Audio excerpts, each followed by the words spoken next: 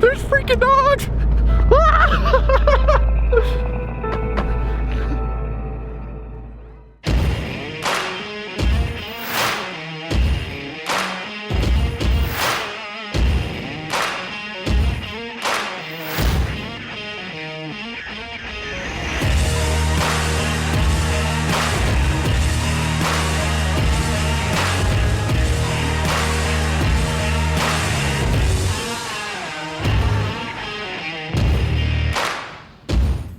Hey friend, Levi here. I'm standing out front of an abandoned mine in the middle of nowhere, Quebec, and I want to talk to you today about 3 tips for telling better stories. Simple principles to the next videos that you're working on. It'll help the stories be far better, more intriguing, and hopefully make your audience feel something. But today, as I guide you through these 3 tips, we're going to be exploring this abandoned mine. I've been given a key code combination to get into this.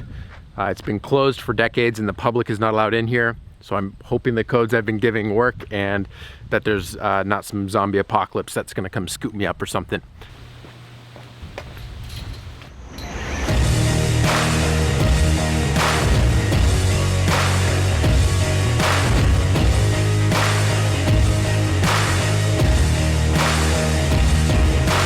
I was told it's safe to be here, even though it was poisonous, sort of.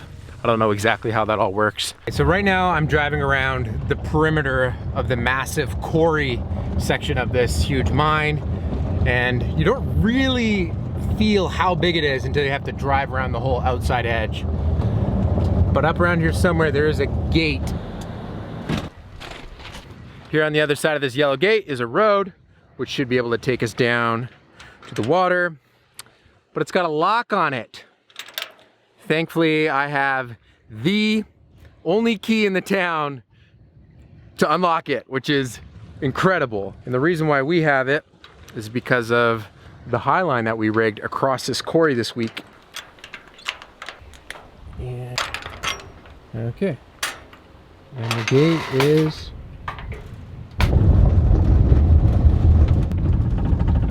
this is incredible. Whoa. Okay, so my first story tip. How do you tell a great story? For me, the goals with the videos I make is to try have the audience, to have you feel something. So in my adventure films, I want people to walk away having felt anything at all. And the best kind of cheat code to make that happen is to give the viewers something to connect to. And what do us viewers connect to best? Other humans. So now that's very simple in explanation, but oftentimes we forget this. So the number one tip I have is give your viewers a human to connect to. Now, as the filmmaker, that's where you got to start making decisions about who is the person. And that's something that I'm thinking about immediately. And it's my guiding kind of northern star through the whole project is who is the person that I'm focusing on? And then have that be the deciding factor for every other decision that I make. So what is that person's relationships? What is that person trying to do? Why do they want to do it? What's driving them? Those are all the really interesting things that once you know who your person is, you can start to press into. Tip number 2 deals with how we document and follow the hero's journey through the story. Before I tell you more about that, I thought it might actually be fun to show you what my home has been for the last week. Check this out. So this has been my home. Nice rental car deluxe. I've had this crazy solution for keeping my batteries charged here this week. Okay, so I went and bought an inverter from Canadian Tire. It's got a voltage readout of the battery and I kind of just have it clipped to the battery leads. And I just have the inverter hardwired to the battery so that way I don't have to have the car on or anything to get power. But then in the back here, I can have my charging station where all the batteries are sort of getting charged up. I just thought this, I was originally like detaching and reattaching that every time I needed to charge my batteries, but I figured there was a better system if I just ran it on the outside of the car. Goodbye, beautiful lake. Could you imagine if I got the car stuck down here? That'd be a little hard to explain to the rental car company. Let's get out of here.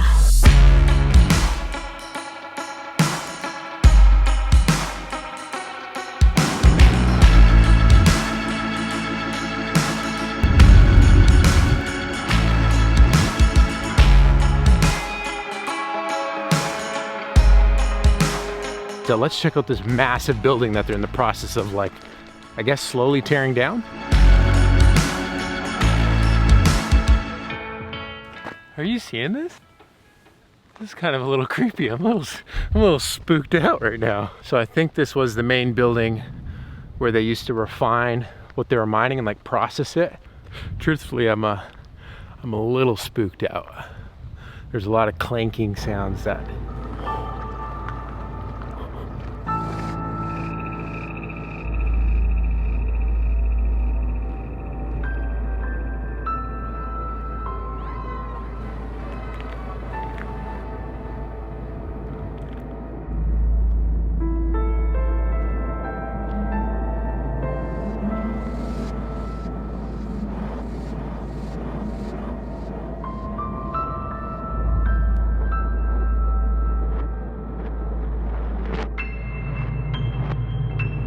wow.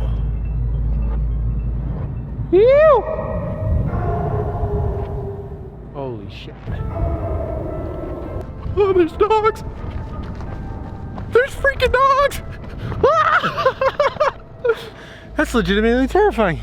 I don't know where those dogs are or if they're chained up or not or what, but that is like my worst fear. I used to have a paper route and I got chased by dogs a lot, and that was, that's no good. I think I'm gonna do the rest of the exploring of that building from the safety of a drone, mainly over here by the car.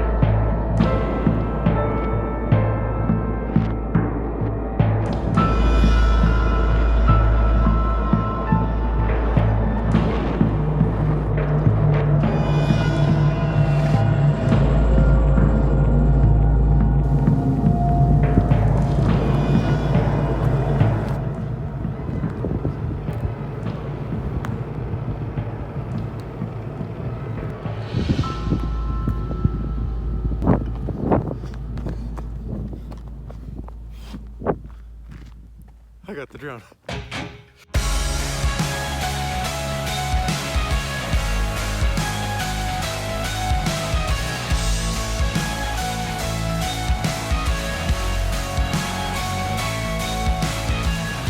Your story absolutely needs some form of conflict.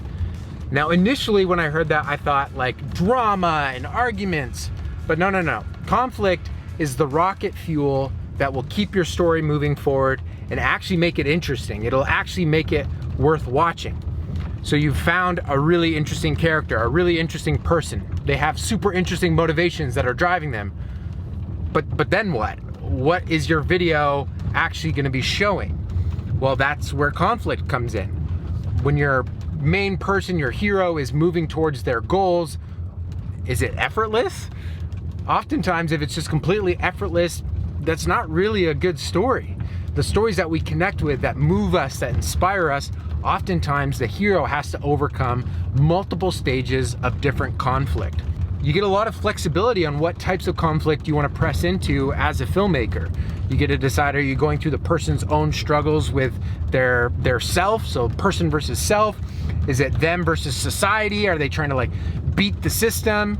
Is it them versus nature? Are they trying to conquer a mountain? Are they trying to beat other people? Are they trying to be competitive? Any video that doesn't have conflict, that doesn't have things that need to be resolved or sorted out, it's boring. It's not worth watching. Those are the kind of videos that you turn off before you even finish, or you start skipping ahead. If you started skipping ahead in this video, it's because I didn't create a sense of conflict to keep it moving forward.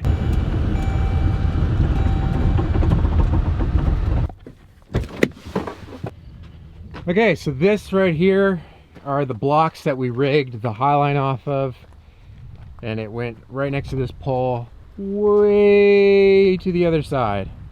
That is seriously next level, just mind-blowing. And under that lake, it apparently goes down about 1 kilometer, and that's where they did the underground mining. So I haven't really been able to identify where the tunnels started from, but there's these really big trucks over there that would go down these underground tunnels where they were mining asbestos underneath the earth. Those are the tunnels that I can't figure out where the entrance to those would be. I'm pretty sure they're filled in. But before we get out of the mine today, I'm gonna leave you with tip number 3. What is the point? If you don't know the point of the own story you're trying to tell, how in the world is the viewer supposed to know? What's the point? If you don't know why they should watch it, they're probably not going to know either. And that's where focusing it in on something, on anything. What is the story about? That's what you need to figure out. So you've got your character, you're going to follow them on this journey through conflict, but what's going to be the container that holds the story? For me, it's kind of simple when it's a project where you're trying to accomplish a task, because there's a start and there's a finish and it ends. So the story for me, what is it? What's the point of the video? Hey, can they figure out how to rig the new longest high line in the world? And can our character Mia cross it without falling? That's the conflict, that's the journey, that's what it's about. So if someone's watching that, they know they're watching a story of this unfolding. If you can't communicate what it is that you're unfolding for the viewer to go through, if you aren't showing them that you're taking them on this journey, they're probably just going to start skipping ahead in the video. I hope that's making sense. But those three things really made a big difference for me, and they're my guiding light as I go forward into every story. If I fail at everything else, my shots are out of focus, if that all kind of just goes to crap, I still need to give my viewer a person to connect to. And I found the best way to do that is to follow someone who's interesting to begin with through a journey and have constraints on it so you can actually do the story justice. I can't tell you how many times I tried to start projects that were just so big in scope, but really I just needed to narrow it down so I could end up telling any story at all. Okay, well, thank you for If you find this storytelling stuff interesting, I actually run something called the Adventure Film Academy. And right now we've mainly just done in-person kind of workshops on location where people come to them physically. But we're actually doing our first kind of online webinar where you can tune in live and learn more about the principles of storytelling that I talked about in this video.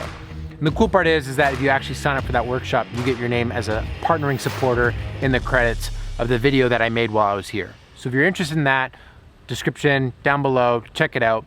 But yeah, thanks for exploring with me today, checking out this mine. I hope you enjoyed it, and I'll catch you in the next video.